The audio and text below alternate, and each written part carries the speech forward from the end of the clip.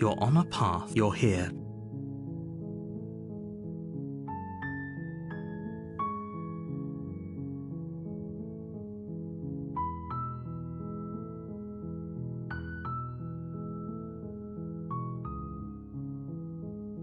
Don't mention it. It's all part of the job. You make your way. We're not going to go through with this, right? Ignore him.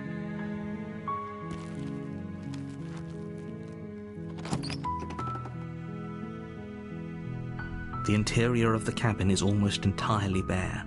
The air is stale and musty, and the floor and walls are pink. The blade is your...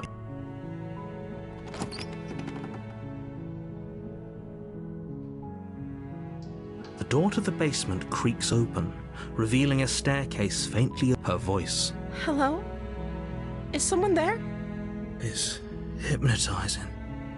It's the kind of... Don't let it fool you. How many times do I have to tell you how dangerous letting her out of here would be before it finally sinks in? Wait, really? You're here to rescue me? I was starting to think I'd be stuck down here forever. Come downstairs. I want to see the face of my rescuer.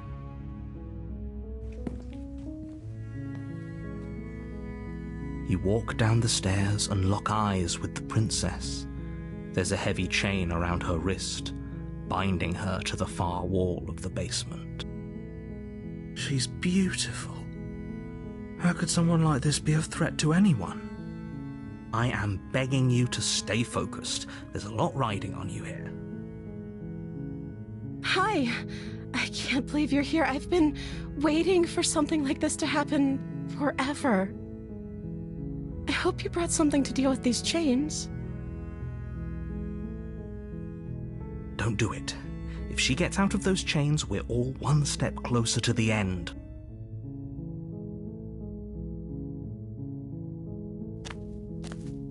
You're only making this more difficult. Thank you. Thank you. You're making a huge mistake. No, you're doing the right thing. You walk up to the chains binding the princess to the wall and give them a tug. They're large and heavy, far too solid for you to even imagine trying to break them apart. I'm guessing you don't have the key? Maybe it's somewhere upstairs. Doubtful. Whoever locked the princess away down here intended for her to never see the light of day. They wouldn't have just left the key to her chains somewhere in the cabin.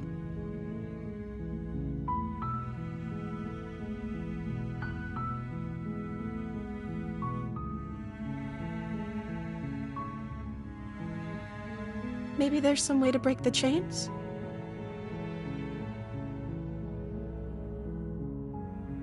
Or if that doesn't work, I guess we can always cut me out of them. She offers the suggestion with almost complete nonchalance.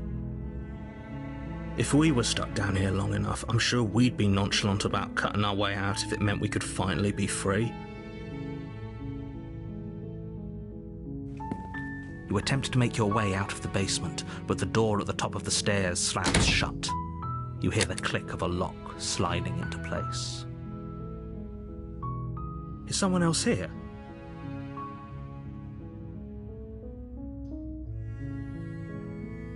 You try the door, but it's locked from the outside.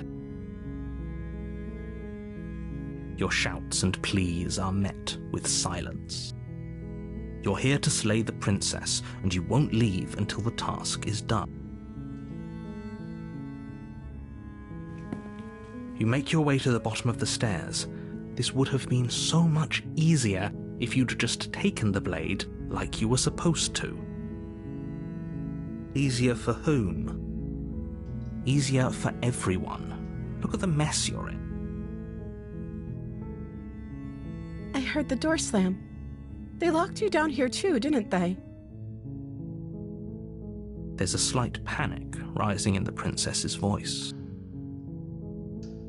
If I could just get out of these chains, I know we could force our way out of here together. She barely hesitates before raising her arm to her mouth, her teeth tearing through her limb with the determination of a trapped wolf. As she rips her flesh from her bone, a sound comes from behind you, the clang of bouncing metal. It's the blade from upstairs.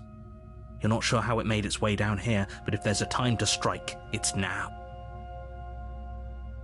Or we could use it to free her. You won't like what happens if you do that. Fine. Against your better judgment, you place the blade against the ragged, self-inflicted wound on the princess's arm, just above the unyielding chain binding her to this place. You cut into her flesh.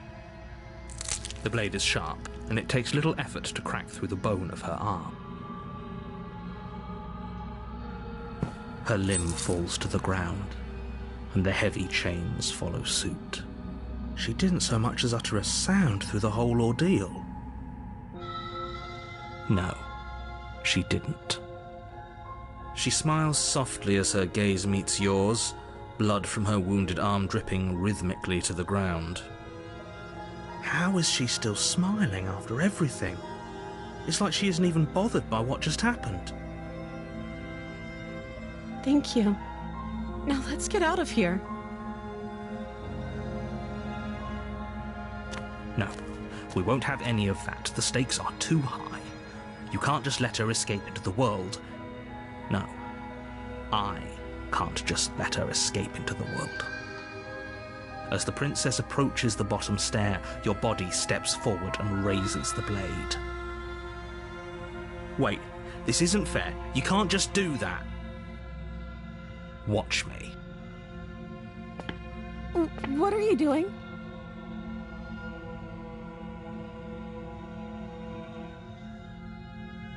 Stop that.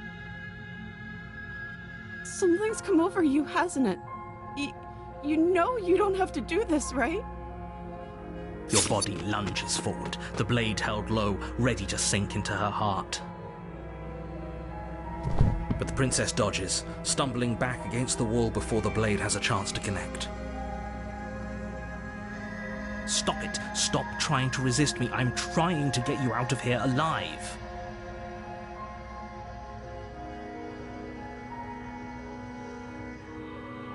The blade!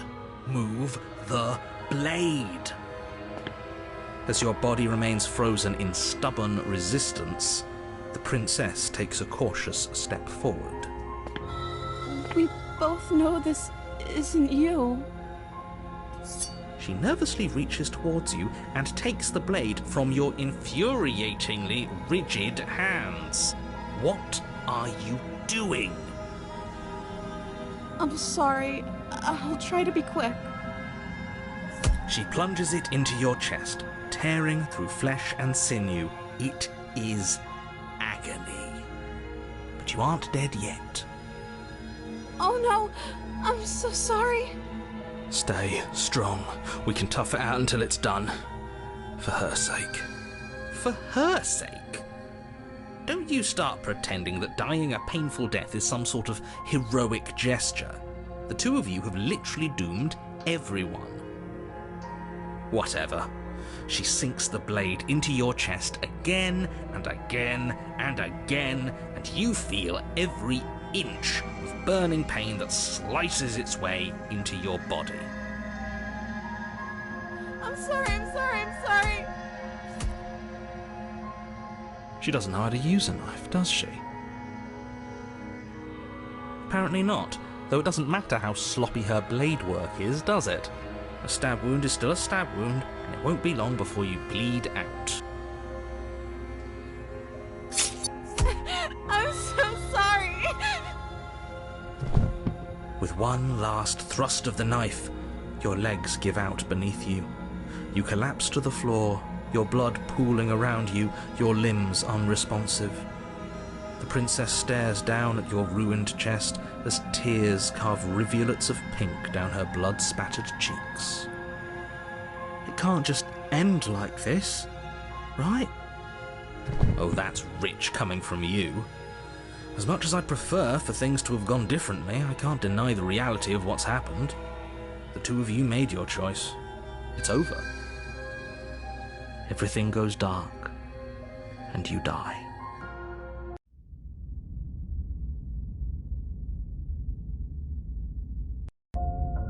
You're on a path in the woods, and at the end of that path is a cabin. And in the basement of that cabin is a princess. You're here to slay her. If you don't, it will be the end of the world.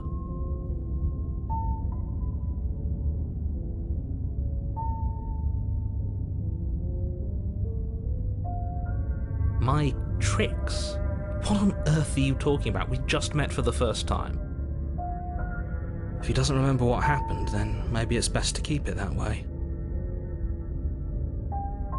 Yes, he didn't approve of us last time, did he?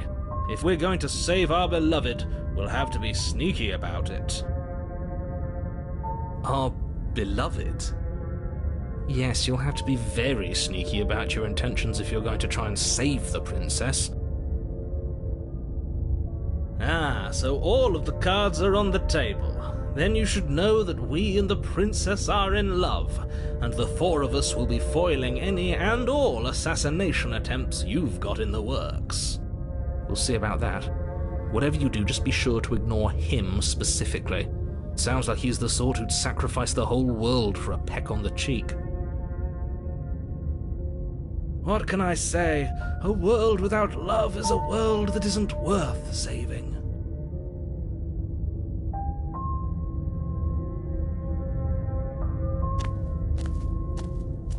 A warning before you go any further. She will lie, she will cheat, and she will do everything in her power to stop you from slaying her. Don't believe a word she says. We already told you we're not playing along with your little game. It's your lies that can't be trusted. Her beauty is the only thing in the world we can believe in. I think we've already been over this. I'm pretty sure he just likes the sound of his own voice. I do, but I also speak from the heart. My passions are too great to be stifled. They must be expressed. Sure, yeah, your passions are strong and all, but not everyone needs to hear them. Some things are better kept quiet. Don't pay their bickering any mind. Focus on the task ahead.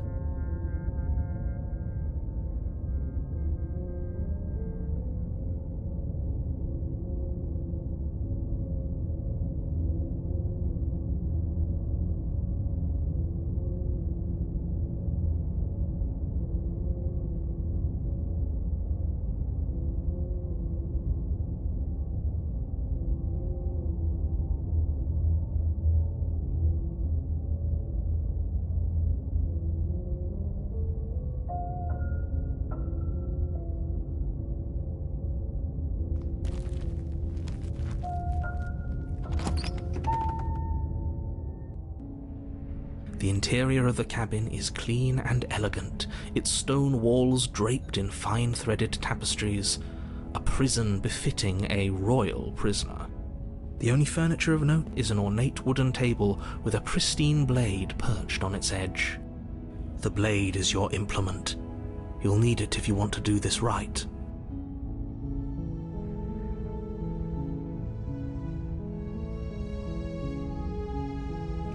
You walk up to the wall next to the basement door. It's a wall. There isn't much to see here. What are you talking about? This isn't a wall. It's a mirror. Or at least it'll be a mirror once we wipe off that layer of grime. You reach forward and rub your hand against the cabin wall. I hope you know how ridiculous you look right now. But there was a mirror a second ago. And now it's gone. Pity. We could have a feather out of place, and now we'll never know. We can't gallantly sweep her off her feet if we have a feather out of place.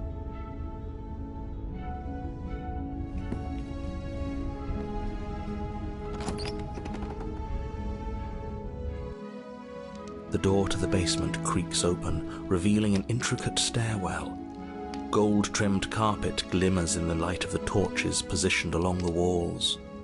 The basement almost seems welcoming in the dim firelight, but it's still a stone basement.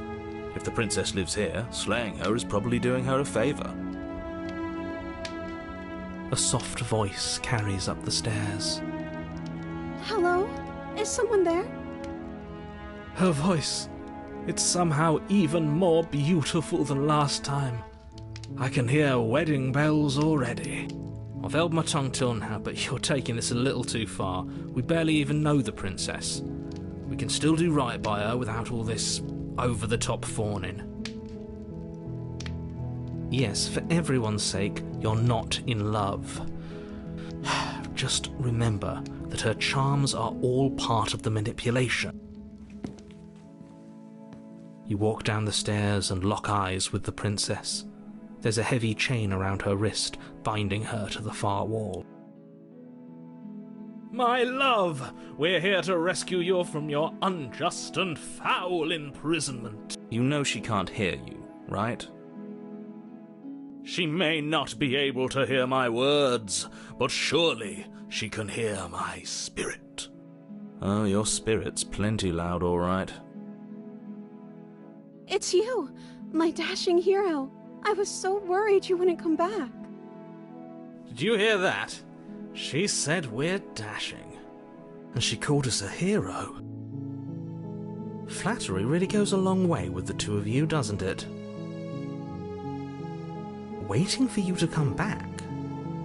I didn't want to believe your ravings back in the woods, but this is next to incontrovertible evidence. You've been here before. That's right, villain, and you killed us. Well, she killed us. Only because he made us try and kill her. It was self-defense. Our beloved's hands remain unstained by cruelty. And you've died before. So an entire world has been damned to oblivion. I'd really hoped I'd be the first, but what's done is done. What matters is you have a chance to do it right this time.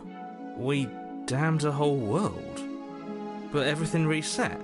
Nothing resets, you're just somewhere else. And you can't keep hopping between worlds forever. Especially not without leaving a trail of incomprehensible devastation behind you.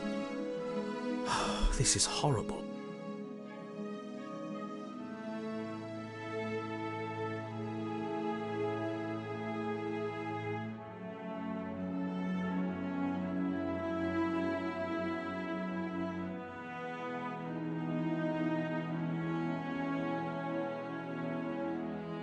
If another version of me was pushed to such drastic action, it was for good reason. That's okay. You were just doing your best, and that's all that matters. She took that in stride. To a surprising extent. An almost unsettling extent, actually. That's because she's perfect. Do you think she has someone like him telling her what to do? She doesn't. There's no one else like me. I think he's right, because I like it better if she doesn't have some horrid little voice like him, always trying to drive her to violence.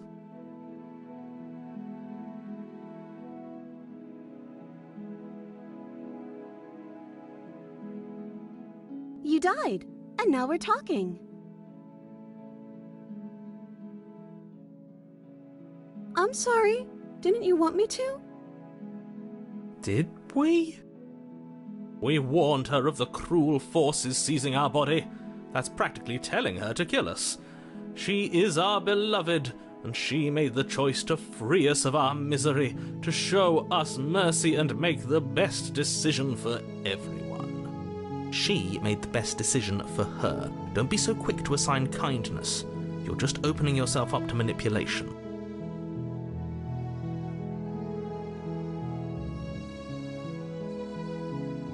I don't know. Was I supposed to have ended the world? Would that have made you happy?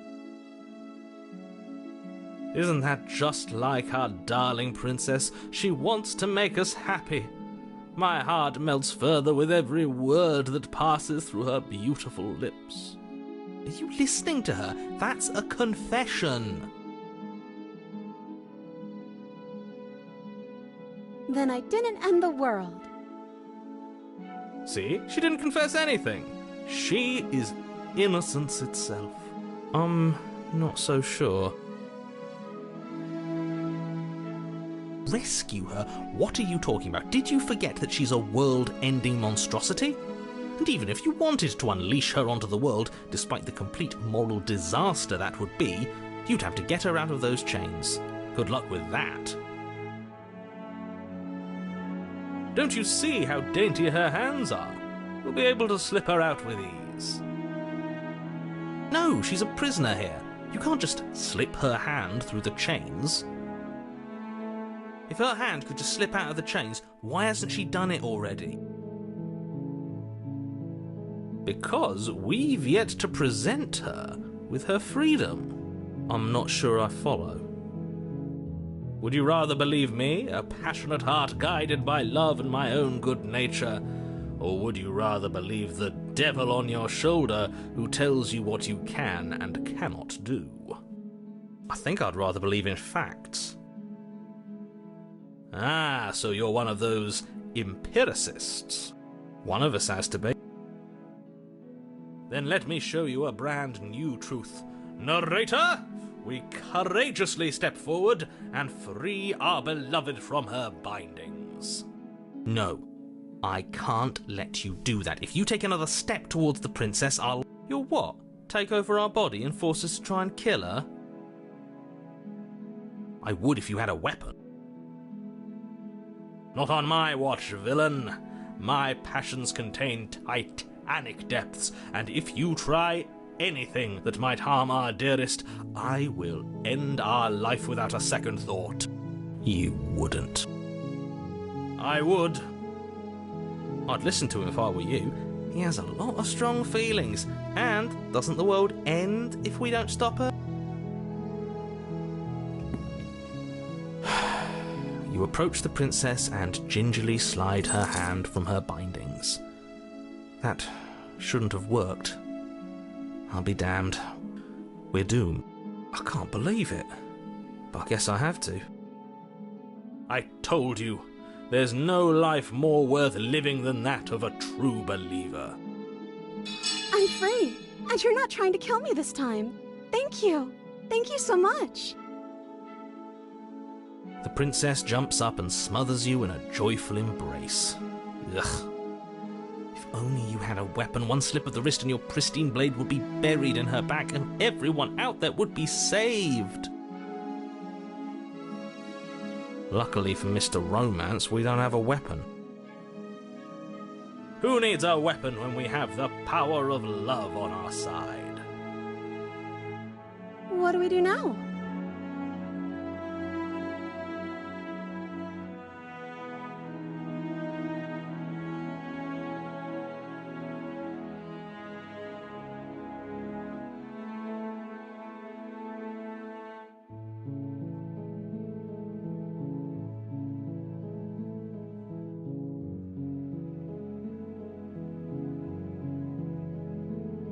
Let me guess. End the world? Spoken with the rank cynicism of someone who has never felt love in his heart. I don't actually know.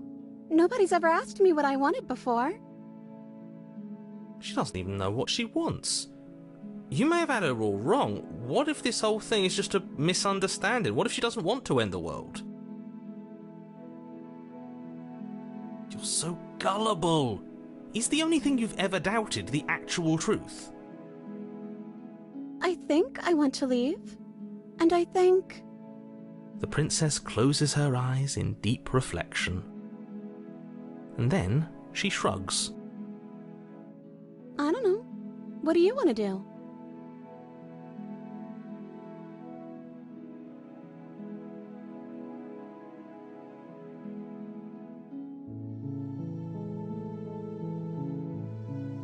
I just want to make you happy. She can't just want to make us happy. It makes sense to me. That's all I want for her, so of course she'd want the same for us.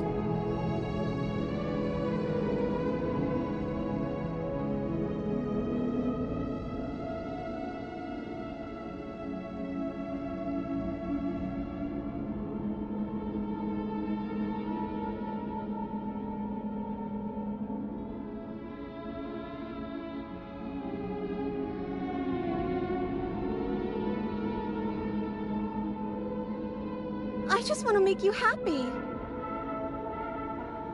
Is she broken? What's going on? What's going on is she's lying to you, only she isn't a good liar. Are you starting to trust me now? I just want to make you happy. This isn't right. I don't know what's going on, but this isn't right. I fail to see the problem here. She's just sweet on us. You don't have to act like it's a big deal.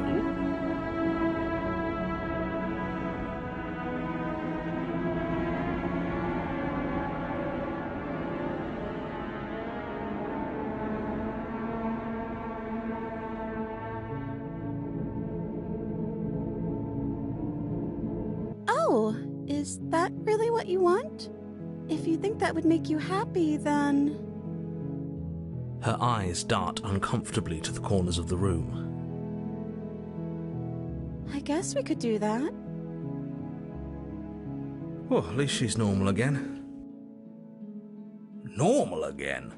Can't you tell she's sad? She's distraught. This is unacceptable. But she can't be unhappy about staying with us. Can she? No. It has to be him. It has to be this place. If we just made these walls more fitting for a princess, if we just say the right things, if we just showed her the contents of our heart, she'd be happy here. As the voice thinks its thought, your hands raise, fingers pointing towards your chest, and then... What? No, you absolutely do not do that.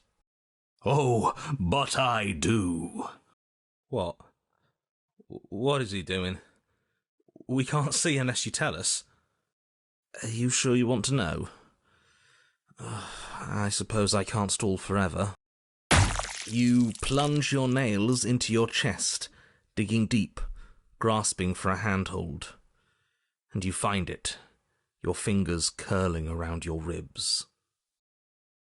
Oh no, what are you doing? Are you okay? You can't do that and be okay. Time out. He should not be allowed to do that. He's not the decider. And yet, it's done, isn't it? It will be soon. You yank violently, your bones cracking with wet pops as you pull yourself apart inch by painful inch. Your exposed heart, framed by jagged ribs, thumps rhythmically in your raw, bloodied chest. The loosened, threads of your body unfurling to cover the surface of the room. Don't mind my sacrifice. It's a fair price to pay to give her everything she doesn't know she wants. Oh, I see. You're trying to tell me something. The princess, mesmerized, reaches towards your beating heart, and then everything goes dark and we die? Yes.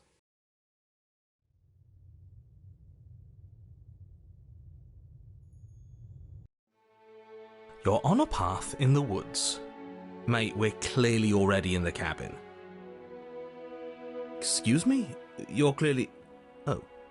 Huh. So you are. How do you know about the cabin? I didn't get to the cabin part of my opening monologue yet. We've been here before. Well, not here, but I'm sure you know what I'm talking about. You knew about the loop-in last time. Not that he was eager to divulge that. Right on cue, here's the new guy. Welcome! I can't say I'm happy to be here. This is a bad place, all stale and wrong. Can't you feel it? Okay, yes, I get it. You've been here before. That's terrible. You know that, right? Because the only reason you would have been here before is if you failed in whatever world you'd come from, meaning you doomed an entire other reality. But I'm sure since you're so well-travelled, you know that, yes? We know that you keep telling us that, but we've never seen a world end. As far as I'm concerned, that whole conversation is just noise. And I'm stuck on a better question. Where's the other one? The other one? Yeah, a certain lovesick fool has been suspiciously quiet. One might even say, absent. Oh, you're right. It's a little quiet here, isn't it? Maybe that's one of the rules. Maybe only one bonus voice is allowed to be here at a time. Bonus voice? I'm just as important as you are. I'm not saying it's a bad thing. All I'm saying is that it's my third time here and it's your first. You're not unwelcome, but from my perspective, you're definitely bonus. I'm going to describe the room now. The interior of the cabin is vast and regal. High arched windows line the walls, their multicoloured glass casting kaleidoscopic patterns across the stone floor. An iron chandelier hangs from the vaulted ceiling, its many candles lit with flickering light, vaguely illuminating the massive room. This is a house fit for royalty. Before you, there isn't a blade, is there? That's not good.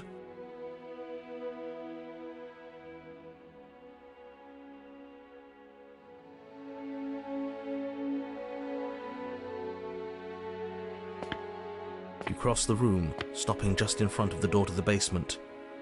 The handle is right there. Do feel free to give it a push as soon as you'd like. You couldn't see it last time. I'm sure that hasn't changed. Let's just do our thing, and if it disappears again, it disappears again. About last time. Could he really not see it, or could he not see it? I'm not sure that actually matters. See what? What are you all on about? Nothing. You reach forward, your hand instinctively wrapping around the handle. Figures. And then you push the door open. Marvellous. We can proceed. They go up. They're draped in fine carpet too, one that feels pleasantly soft against your feet. If the princess lives here, slaying her would probably... no, that doesn't work here at all. This place is nice. It's fancy, even. I have to say, whatever you did in your previous lives, I deeply dislike how much it's thrown me off my rhythm. Well, if all of this has thrown you off your rhythm so much, then maybe we don't have to slay the princess. No, you absolutely do. Just because she lives in a nice house doesn't mean she doesn't pose a direct threat to all of reality. It's in her very nature. Am I the only one who remembers how much she changed last time? Does she even have a nature? That is precisely why she poses a threat. I don't know, she got weird for a second, yeah, but she didn't change that. We have to move on. This is a wildly dangerous line of reasoning. No, you can't just say that and not... Her voice, gentle and warm, with an undercurrent of fatigue, rolls down the stairs. You're home. Dinner's ready. As much as I desperately want to know what happened last time, we are not going to examine it. The more we think, the worse this gets. Why are you so on edge? This is much nicer than what we're used to. I'd like to have dinner. Dinner sounds nice. That is the problem. This isn't supposed to be nice, and she's supposed to be a prisoner. I need to stop talking. I need to stop talking. Just go upstairs, okay? And don't eat the food. This hall, like the one below, is grand and beautiful. Torches bathe the room in warm, comforting light, just enough to illuminate the tapestries along every wall, woven with scenes of chivalry and courtship and romance. The many cloth eyes are fixed on each other, gazes averted from the long table in the centre of the room, the princess seated at its far end. Your pristine blade glints in the weak torchlight, hanging from a golden chain around the princess's neck. So that's where it is. And the tip is already pointed right at her heart. Okay, everything is falling back into place. All you have to do is cross the room, push down a little, and the entire world is saved. That's easy. Isn't that suspiciously easy? There has to be a twist. There has to be something waiting for us. You saw what happened to her last time. She's not what she seems. You're here. Now we can start being happy together. Why don't you sit down? Wouldn't that be nice? As the words leave her mouth, the torches flare and a chair swings in from behind, knocking your legs out from under you. You're forcibly seated at the head of the table. Isn't that better? It is better, right?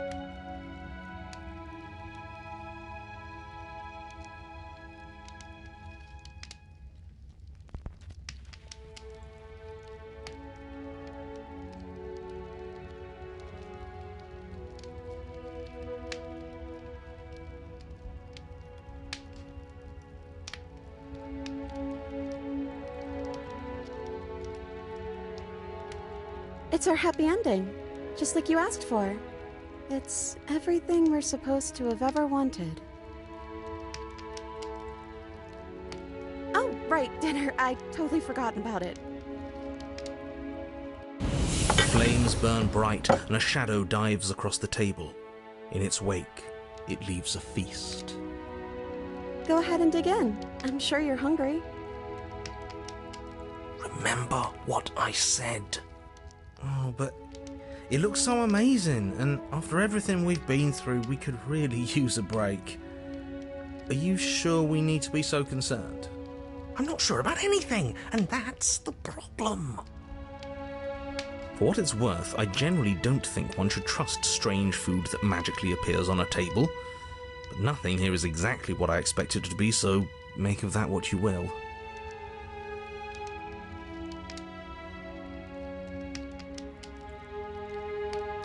You begin to feast, and the princess follows suit, her soft smile never fading. The food is more exquisite than you ever could have imagined. You sample countless otherworldly dishes, sauces and bread and hearty stews whose tastes dance across your tongue. You tear at hunks of meat practically melting from the bone, juicy and tender and bursting with flavors you could scarcely begin to describe. Your cup fills itself again and again with a flowery nectar so sweet it tastes like glimmering jewels. This really is perfect, isn't it? It is the best meal you've ever had. But then it's over, and you're just as hungry as when you began. Wasn't that perfect? We should do it again. The shadow washes across the table, clearing and replating. The feast is once again laid before you. The food is good. Again. You tear into golden crispy flesh, dab at the slurry of aromatic sauces on your plate with thick crusted bread, sip your goblet of sparkling gems. But you have done this already. And then it's over. And you're just as hungry as when you began. You're still hungry too, right? I know this wasn't as good as it was last time, but we just have to do it again. That's all. It'll be perfect if we just do it again. So the shadow sweeps over the table, clearing the old and laying out the new. And so you do it again. The meat is fine, the bread is fine. You sample the side dishes and they're fine too. You finish your goblet, the liquid within no longer glimmering on your palate, instead leaving your mouth coated in a tacky film. You put it down and it fills again. You do not drink more. So we had a mediocre meal. It's not a big deal. That's the trap. It wasn't mediocre at first. It's trending down. We're just getting a little sick of it. So what? We just have to try something new. I'm sure we won't be stuck eating the same meal forever. Regardless of quality, it's over again, and you're just as hungry as when you began. Again. No, something was wrong that time. But maybe I was just tasting it wrong. It looks just as good as it did the first time. It shouldn't taste like this. Again, the shadow replaces your feast, and again you eat. The meat is greasy. The bread is tough, its crust hurting your jaw as you chew. The grey vegetables are barely worth the effort of picking through. You don't even touch the goblet, its sickly sweet aroma utterly unappealing. I'm so tired of eating. At least you still have the memory of how good it was the first time, right? I'm so tired of this. As the words leave her mouth, one of the torches on the wall sputters and then goes out entirely. What just happened? Did I do something wrong? A light went out. Maybe a coincidence, but maybe not. As if in response to the dousing of their brother, the other 3 torches blaze brighter, their flames licking at the walls. Their shadows deepen, dancing angrily across the stone.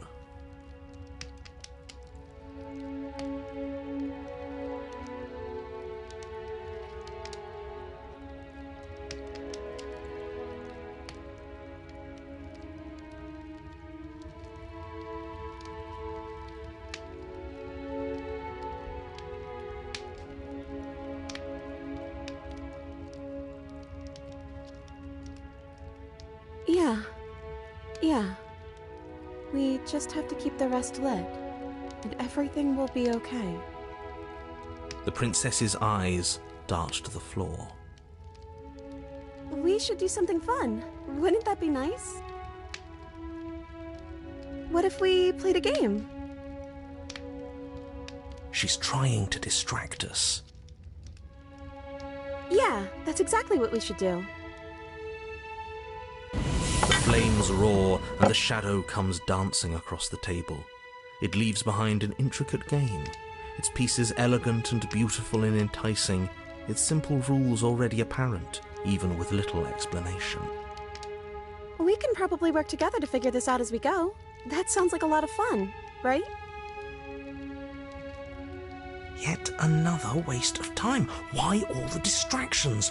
What are we being distracted from? That's the real game. I feel like I'm 2 steps behind. You're overthinking it, mate. I feel like this is just something to do. We might as well try to have some fun. You and the princess do indeed figure it out as you go.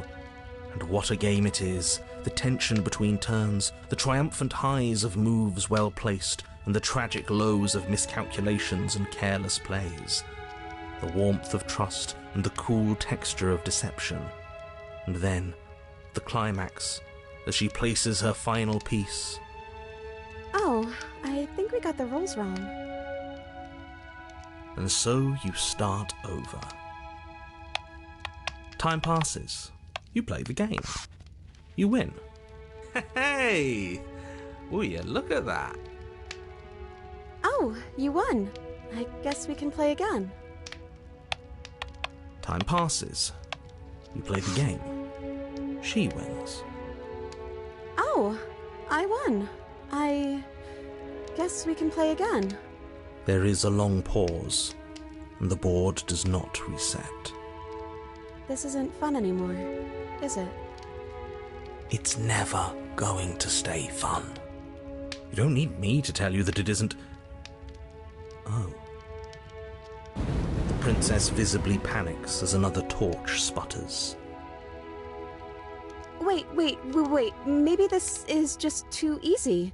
Maybe if we added more rules and pieces, it would be fun again. Yeah. The game's just a little simple. We can make it fun again. The shadow descends on the board once again. More pieces are added, their shapes more intricate, their purposes less immediately clear, and the two of you set about discovering the complexities of the game anew. And so you do. And it is fun again. In fact, it's almost as fun as the first time you played, and the sputtering torch roars back to life.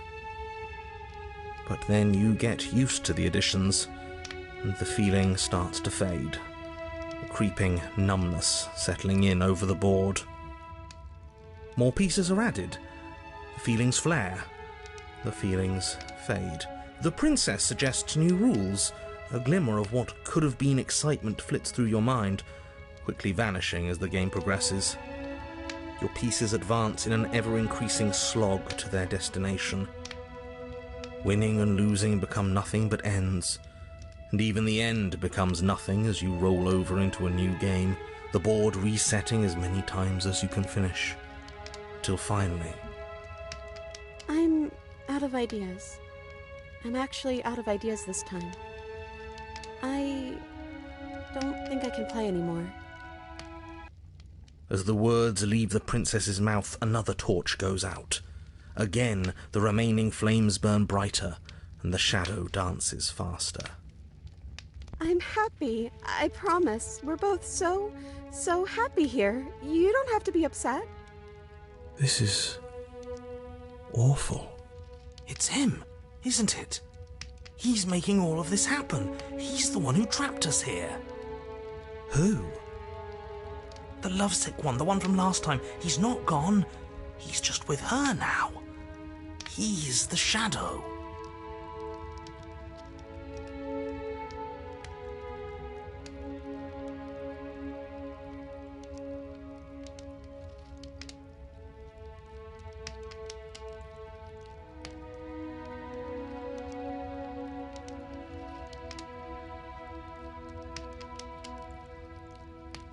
Smitten? The torches flare and the shadow grows for a moment, but you don't receive a response. No, I saw him smile. That's him. Regardless, it would seem that he, if there is a he, isn't something you can talk to. Oh, you're talking to the shadow, aren't you? She guessed that right away. She knows what's going on here. I knew it. He's the voice that whispers sweet nothings in my ear. I think he made this place for us. I was right, wasn't I? I can't believe I was actually right. It is him. This is what he became after ripping us open.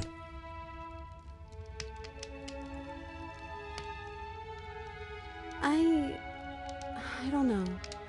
But we can't do those other things anymore, can we? Maybe we can just spend time together? Princess smiles as the two of you wait. Come on. There has to be a way out of this. This can't be the rest of our lives. This can't be forever. And wait. We live in a changing world. We know that. Something has to happen. And wait. You keep saying that, but we can't wait forever. There is no waiting forever. And wait. I can't do this anymore. Oh. No. Oh no. The third torch sputters out. The princess's shadow dances furiously against the far wall. There's just one left. What's going to happen when it goes out?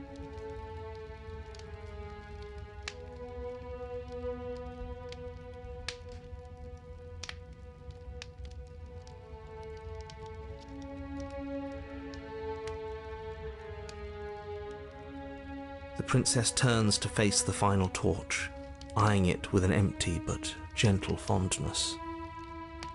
Wouldn't that be nice?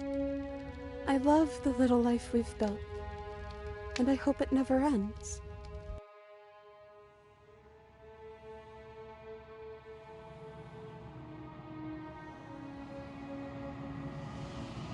I suppose all our worry was for nothing. It's just playing pretend. There's nothing wrong with that. It's always been cold here, hasn't it?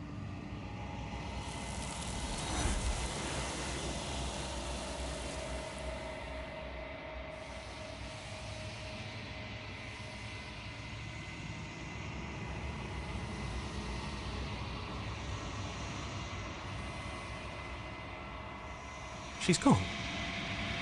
Where did she go? Should we try and find her?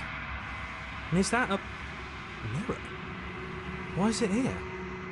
Why now?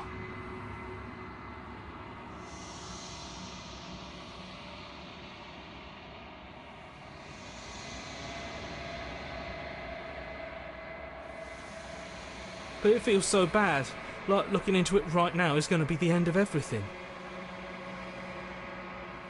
It's calling us, and not in a good way.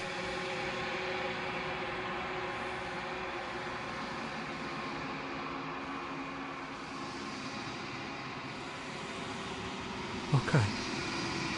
If you say so, we'll trust you. Do we trust you?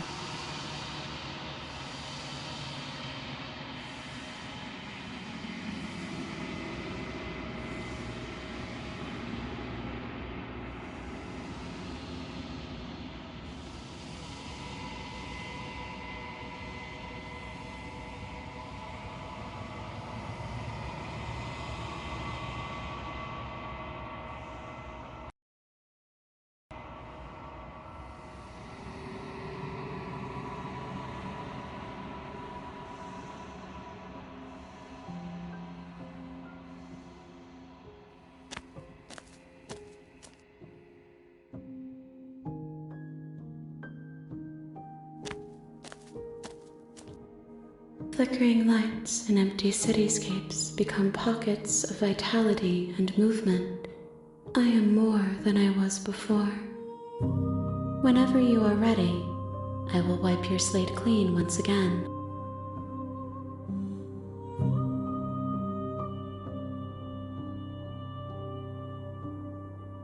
Is a child the same as an infant? I am an unbroken pattern, but every vessel gives fresh perspectives and carves new avenues of expression. I am different, but I am the same. I'm sorry. Words are difficult for me. They never fully weave what I wish to say. If you do not like my answers, then you need not ask me questions. The vessels you choose to bring me carry far more meaning than anything words could say in the spaces between.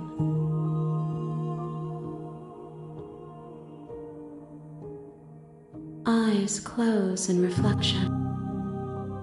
Perspectives meld together, and the breadth of my experience stretches to new corners. There are contradictions, conflicts in my nature, and there are familiarities that bind everything together. It feels correct.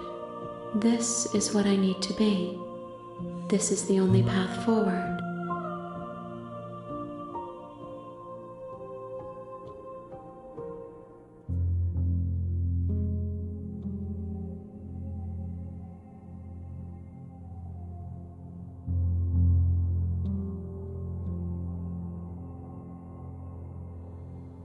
Those paths lead to worlds you've already seen, and to perspectives I have already made my own.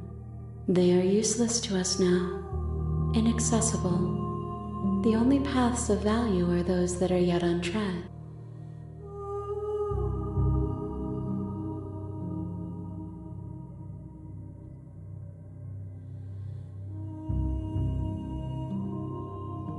Why wouldn't I be kind to you? You are the only thing I know that isn't me.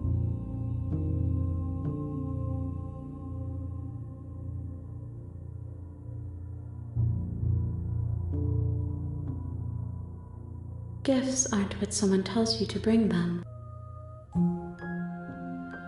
Do not worry.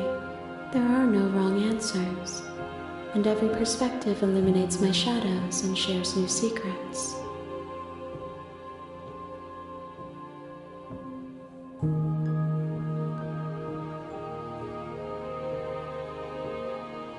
This one is a songbird in a cage of gilded shadows. She will make for an honest heart. Do not mourn her. She has finally learned to sing for herself.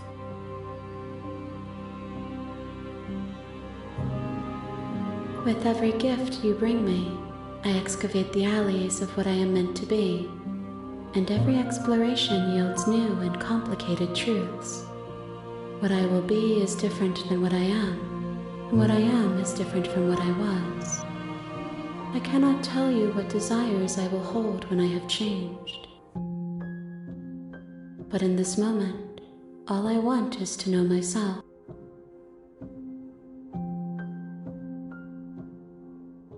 My preference is for you to show me what you would like me to see. I cannot know the ways I wish to grow, for I have yet to feel them. It is you who guides me down the thin trail of perspective and memory.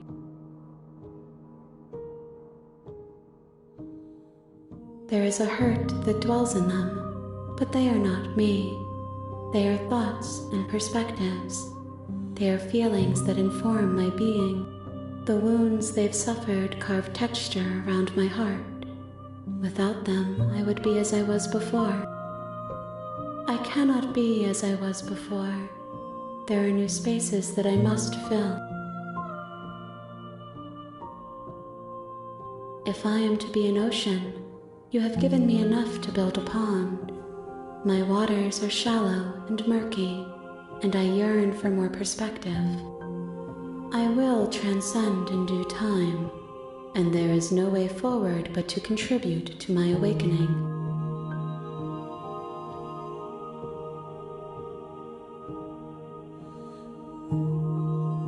Then we will remain here as we are now, barely finished, damp, cavernous.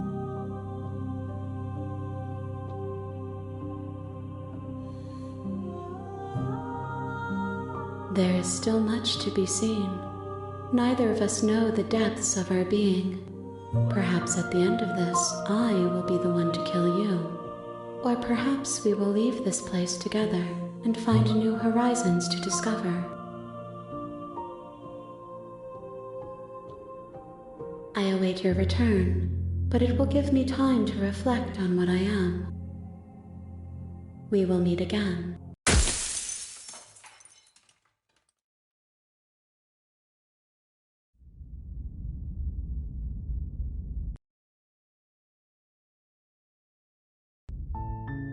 You're on a path in the woods. You're here to...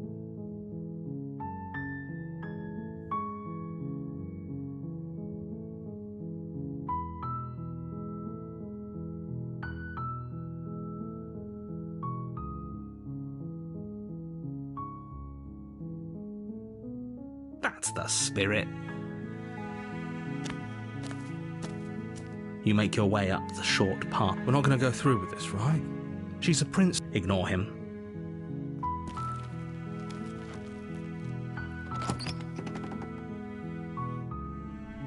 The interior of the cabin is almost entirely bare. The air is stale and musty, and the blade is your implement.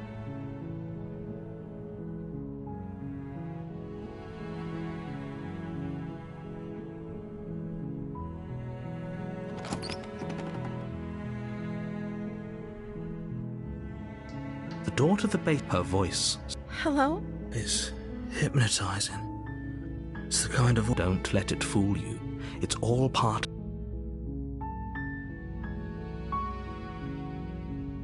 You are?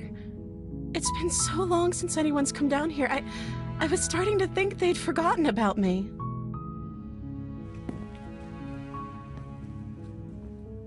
You walk down the stairs and lock eyes with the princess. There's a heavy chain around her wrist, binding her to the far wall of the basement. She's beautiful. How could someone like this be a threat to anyone? I am begging you to stay focused. There's a lot riding on you here. Hi. Do you think you can get me out of these chains?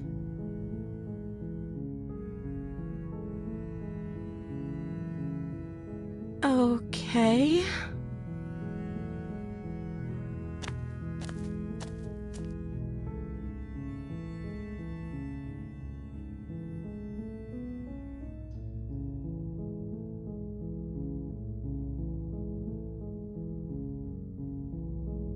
Thank you.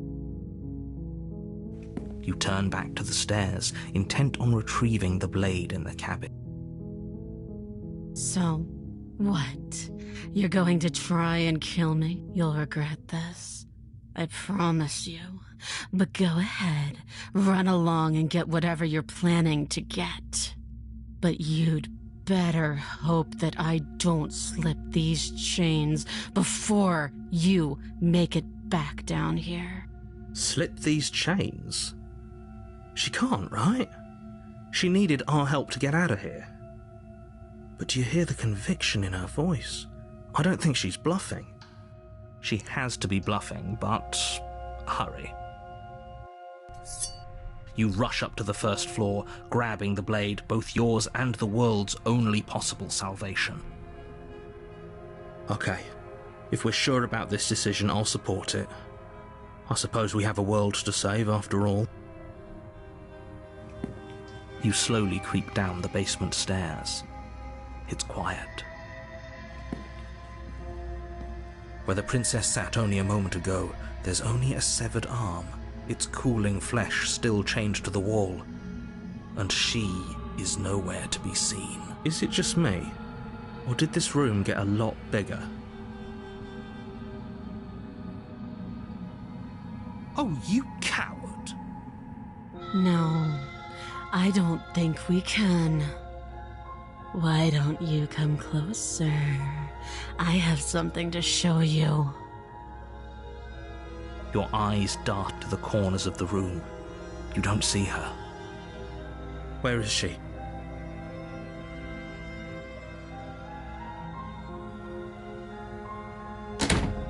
You close the door behind you. Almost magically, its locks immediately click into place.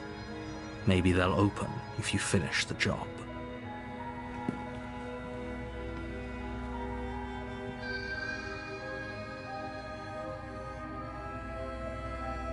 I can wait.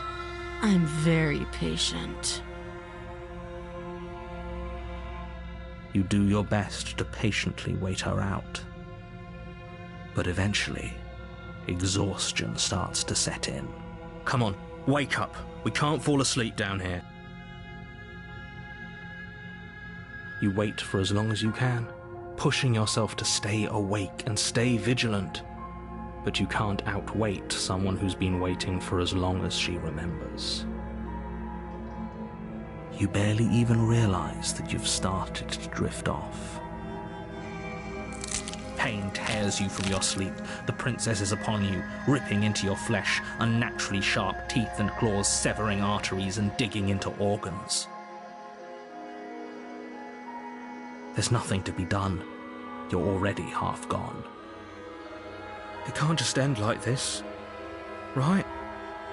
As much as I prefer for things to have gone differently, I can't deny the reality of what's happened.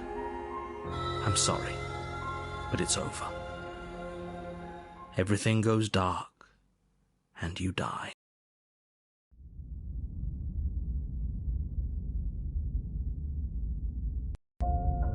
You're on a path, and you're here to slay her.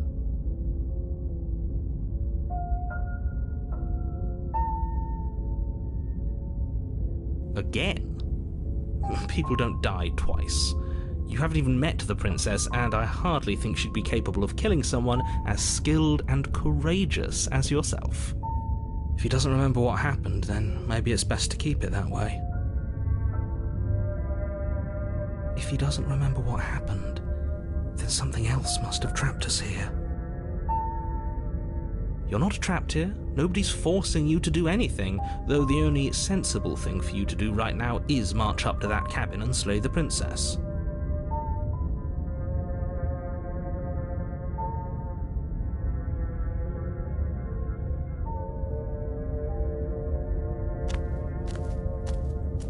A warning. She will lie. Does a cat lie to a cornered mouse? I don't see why that matters. A lie's a lie, and if anything, she's the one who's cornered. She could have gotten out of there whenever she wanted to. We should trust nothing that she tells us, only what we hear and smell. That's a very roundabout way of saying that you should listen to me and take this seriously. Maybe.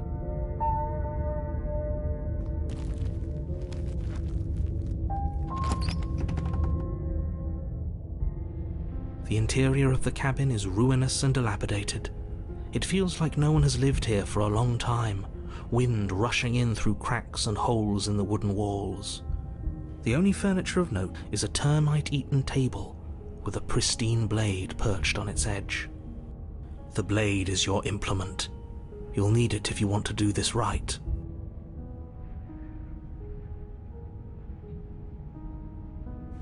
You walk up to the wall next to the basement door. It's a wall. There isn't much to see here. What are you talking about? This isn't a wall. It's a mirror. Or at least it'll be a mirror once we wipe off that layer of grime.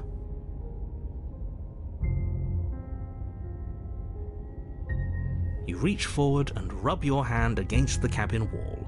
I hope you know how ridiculous you look right now. But there was a mirror a second ago. And now it's gone. No steel claw. Do you think we can talk our way out of this? I don't think she wants to talk. I guess we'll just have to trust that we made the right call. It'll still be here if we need it.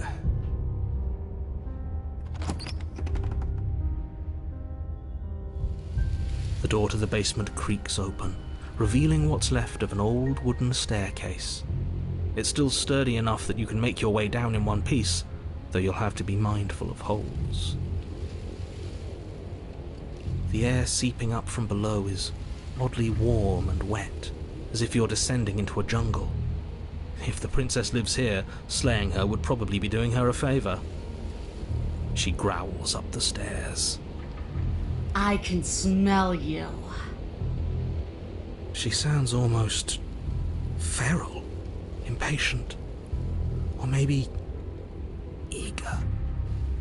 You carefully make your way down the stairs. The last step gives way to the damp earth floor of a starlit pit. The walls are obscured by an impenetrable darkness, giving the illusion that the room might stretch on forever. You brush against the wide leaves of plants that surround you on all sides, seemingly the only living things that occupy this strange underground wilderness. The jungle is pressing in on us, hiding her from view. She could be anywhere. You see only a flash of the princess before she scurries away into the underbrush, dragging her heavy chain behind her. Remember, she's just a princess. She is certainly not just a princess. You're not helping. It doesn't matter what she is. It only matters what she does. Her shining eyes appear between the leaves, staring hungrily at you from the darkness. I can hear your heart pounding from the bottom of the stairs, fledgling. You're right to be terrified. I'm so much more than you. A shiver rushes up your spine and pulls you upright. The air's shifting. She's getting ready to pounce. Move, now.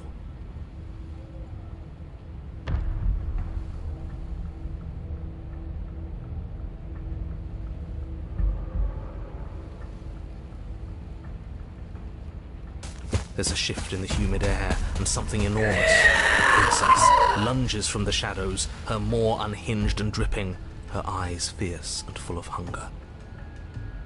She is too quick to outrun, too nimble to outmaneuver, too determined to overpower. This is her domain. You are devoured. I guess that's it then, isn't it? Unfortunately for you, no, this isn't it. You are in a dark and caustic place. A thick, fibrous lining constricts around you, its slick surface impossible to grip. Your hands scrabbling uselessly at your surroundings as they compress in on you. Your lungs can barely expand in such a tiny space. Not that the humid, finite air grants you more than a few shallow breaths at a time. You spoke when you needed to act. The liquid pooling beneath you starts to seep into your skin.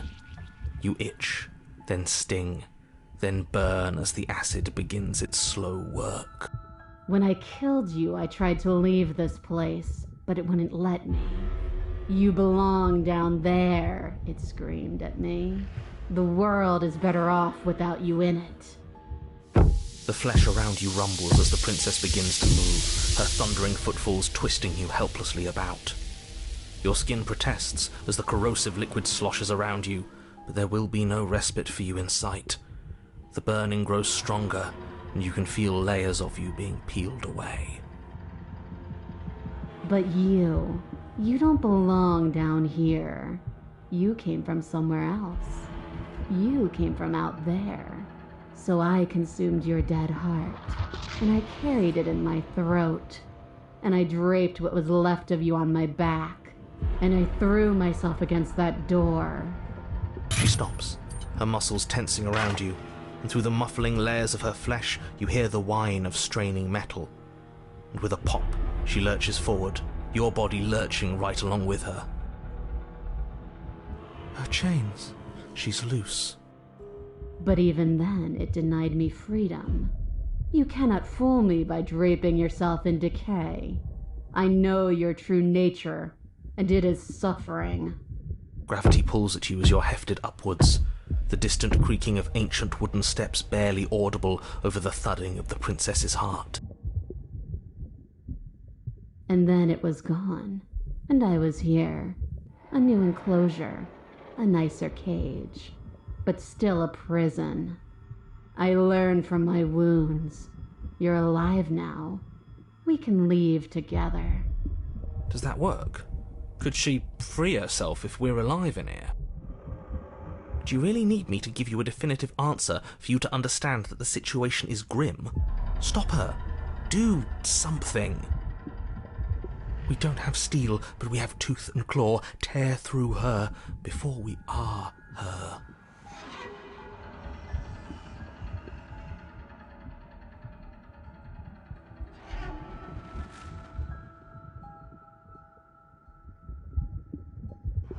I understand it, and it understands me.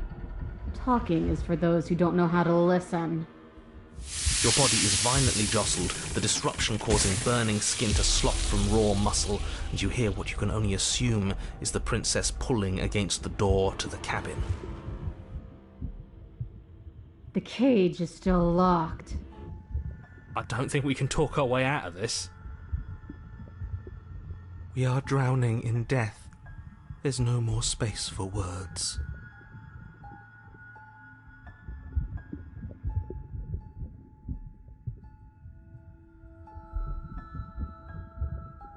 Like the cornered animal you are, you tear against the thick membranes of her stomach with every part of you that can be made sharp. Nails, claws, teeth, hands, feet. I can feel you tearing through me, but are you swift enough for it to matter? The pulling has turned to banging as the princess desperately throws everything at the cabin door. Your flesh screams as your reddened, spongy body is hit with fresh waves of blistering acid. You can't hold me forever.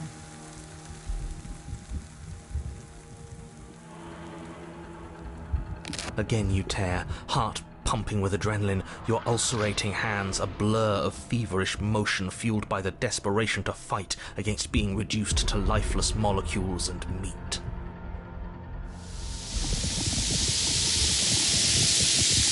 But will can never truly exceed the limits of the flesh. Your vision finally begins to blur, your eyes clouding over as they melt in their sockets. What little air remains in this rancid stew of flesh and slippery organs is finally too foul to breathe, and your lungs mercifully give out before you have to suffer another burning, liquefying moment. Everything goes dark, and you die.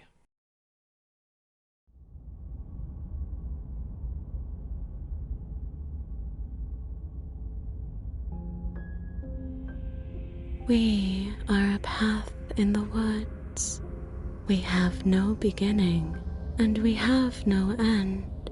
But something cold and unnatural sits watching us from just beyond our edge.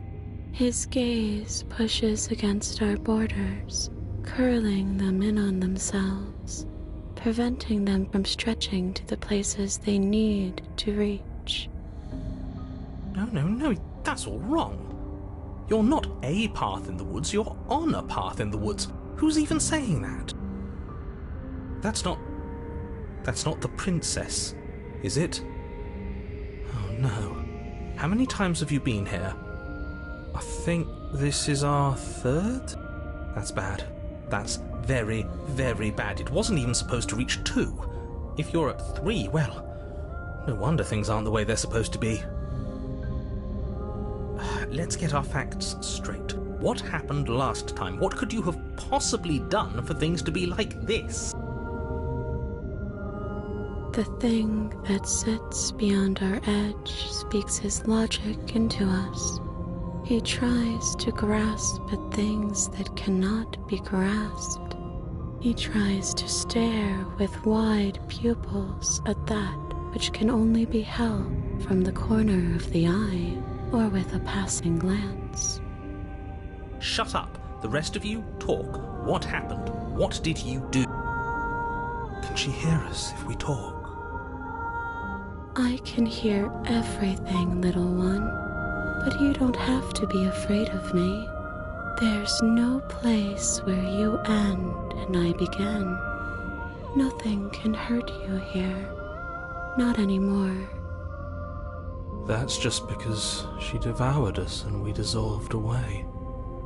We don't even exist as a body anymore. We're still here, though. And if we're safe, isn't that better? She ate you. And now you're convinced that you're stuck together.